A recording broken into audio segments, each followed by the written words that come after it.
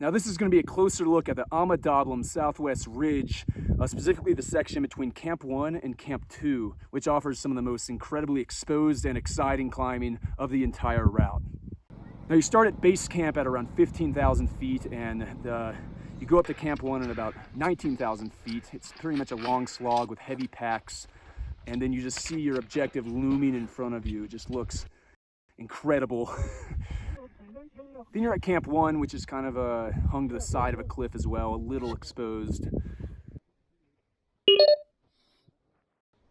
And you sleep here and you get up and you get ready to roll.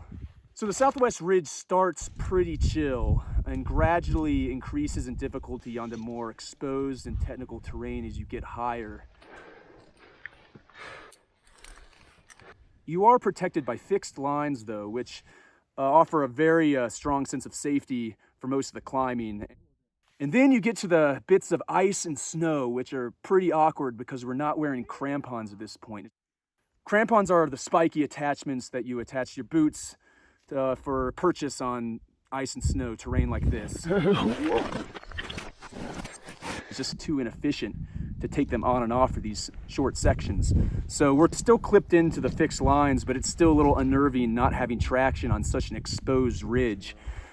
Then you get to these hanging traverses where you're just grabbing these ropes and you're attached by, your safety line, and you're just holding onto this wall with a counter pressure, and you're just looking down over just the abyss beneath your feet, and it's an incredible feeling. And then you get to the Yellow Tower, which is the technical crux of the entire route at just below 6,000 meters. You're using your best friend on the Ama Dablam route. It's called a Jumar, which is a mechanical ascender. You basically just attach it to a rope, and it's attached to your climbing harness, and it allows you to slide up a rope but not down. Woo! Oh, this is insane. On the Yellow Tower, you're just traversing these downward slabs that have thousands of feet of exposure beneath you, and you're traversing up along them, and then you're just using a mix of handholds and footholds and Jumaring to ascend the Yellow Tower, and it's just incredible. At nearly 20,000 feet in the Himalayas, you're on such mad exposure. It's just insane. Super fun.